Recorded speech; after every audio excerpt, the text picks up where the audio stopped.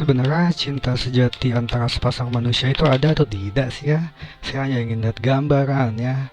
Cinta sejati antara sesama manusia setelah diselingi 17-an Agustusan, oke? Ini hanya gambaran ya, gambaran cinta sejati di antara manusia yang keluar seperti apa. Bukan cinta orang tua kepada anak, oke?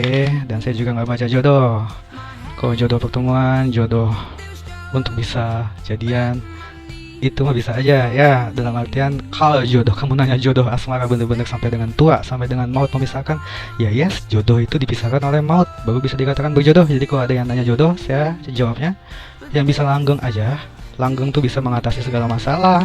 Pertengkaran jika sudah ada komitmen mah hal lumrah untuk diselesaikan secara baik-baik, oke?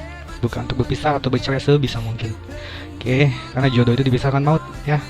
Kalau jodoh asmara, oke.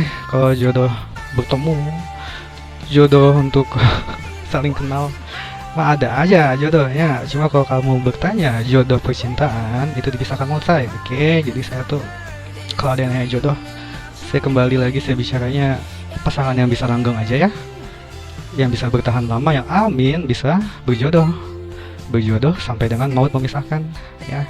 Tujuan percintaan kamu harus tahu, untuk kedepannya bisa di hari tua ada teman dan juga punya anak, tapi jelas anak bukan investasi.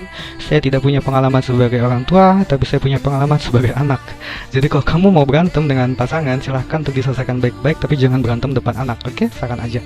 Oke, sekarang gambaran cinta sejati sepasang manusia ya, antara lelaki dan wanita, gambarannya seperti apa sih ya? 5 pentaka kemiskinan cinta. Pasti ada aja pertengkaran di antara kalian yang bikin sedih, bikin kesel, bikin marah, bikin kangen ya, karena ada jarak memisahkan, karena kalian banyak berantemnya. Lalu gambaran cinta sepasang manusia, personifikasi nggak aku pakai ya, ini pangeran, oke. Tadi aku lupa ngomong, ini kolektif buat cewek dan cowok juga, oke. Cinta sepasang manusia ujung-ujungnya untuk pernikahan. Sekali lagi, menikah pastikan mental kalian siap.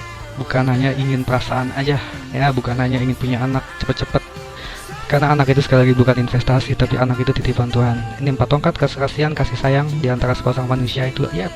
Cinta itu ada, cinta sejati di sepasang manusia itu ada, tapi banyak yang nggak sempurna, oke. Ketidaksempurnaan untuk kamu jadikan pembelajaran. Kalau sudah 4 tongkat keserasian, kasih sayang ya, memang kelihatannya memang ada kasih sayang di antara sepasang manusia yang bisa berujung ke pernikahan, oke. Lalu kisah, bukan kisah ya, perasaan cinta sepasang manusia itu sebenarnya gambarannya seperti apa? Personifikasi lagi tidak terpakai. Oke, judgment ya. Ini love for the betterment, tapi keputusan yang harus diambil untuk mendapatkan kebangkitan ke arah yang baik. Nanti saya recap ya, 2 lagi ya. Oke, balance. Major 14. Selanjutnya terakhir. Oke, as tongkat. Ini 5 pentakel tuh kekurangan, kemiskinan, sesuatu yang kurang itu relatif ya. Tapi kalau kemiskinan cinta pasti ada aja pertengkaran di antara kalian. Pertengkaran bukan berarti harus putus, apalagi yang sudah komitmen bukan berarti harus putus dan bercerai. Kalau lagi pendekatan bukan berarti harus segera cabut, tapi sebaiknya kalau lagi pendekatan jangan banyak berantem dulu.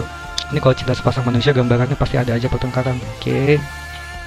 Dan kartu kedua, tapi selain pertengkaran, kasih sayang itu juga ada aja ya. Makanya banyak manusia yang menikah, makanya kita manusia banyak yang hidup ya, banyak anak-anak ya, banyak penduduk dunia ini dipenuhi oleh manusia, karena banyak manusia sepasang kekasih yang bisa akhirnya menikah ya. Kalau ini judgment sebenarnya kisah antara Tannhäuser dan Elizabeth. Tannhäuser itu kisahnya ya, dia tuh sebenarnya mencintai Elizabeth, tapi dia tuh banyak bepergian dan dia tuh sempat kena tipu, ditrik sama Dewi Venus. Dewi Venus tuh entah kenapa dewi kecantikan, tapi dia tuh banyak jadi antagonis ya. Tapi setelah dia ketipu lah ke dalam kerajaan Dewi Venus, akhirnya dia sadar bahwa dia harus bertemu cepet-cepet dengan sang kekasih Elizabeth. Tapi begitu ketemu, sebenarnya kisahnya tragis ini. Begitu ketemu, Elizabeth sudah tidak ada, meninggal dalam pelukannya Tannhäuser. Tapi itu for the betterment sih, minimal ketemu ya. Ini kalau judgment artinya, kalau tadi kisahnya ya, karena kisah tuh, ini kalau kisah di kartu cinta ya, Major Arcana dan kartu personifikasi kerajaan itu dilambangkan dengan dewa, dewi, mitos. Ya ini kalau dari kisah mitosnya memang tragis, tapi kalau dalam artinya sama, judgment, reveal for the betterment, kebangkitan ke arah yang baik, keputusan yang harus dibuat untuk kedepannya menjadi lebih baik. Harusnya sih sang laki-laki Tannhäuser ini dia harus segera mengambil keputusan walaupun dia dalam kondisi apapun untuk segera menemui Elizabeth sebelum terlambat. Itu yang perlu kamu ingat ya, keputusan harus jelas diambil, jangan sampai terlambat. Kebangkitan karya yang baik untuk bisa terjadi di antara kalian sepasang kekasih. As tongkat semangat kesatuan maju bersama, awal baru yang baik. Ini kelihatannya kalian mau ada aja yang berantem terus, tapi bisa kembali berdamai.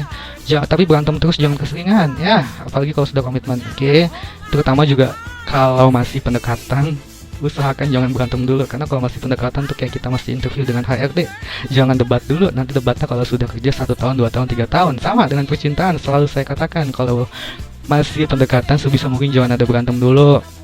Kalau sudah komitmen, berantem untuk diselesaikan baik-baik. Ini kelihatannya semangat kesatuan maju bersama, elemen api, tongkat, gairah hasrat semangat di antara kalian. Sepasang kekasih manusia, lelaki dan wanita tuh ada sih sebenarnya. Dan ini balance, barulah ini ya, Dewi Venus dengan Dewa Vulkan. Mereka amat sangat berbeda. Dewi Venus, Dewi kecantikan, walaupun di kisah dongeng dia tuh selalu dilambangkan antagonis aja ya. Tapi Dewa Vulkan tuh dewa penempa, dia tuh kotor, dalam artian memang kerjaannya nempa ya. Dua-duanya dewa dan dewi ini.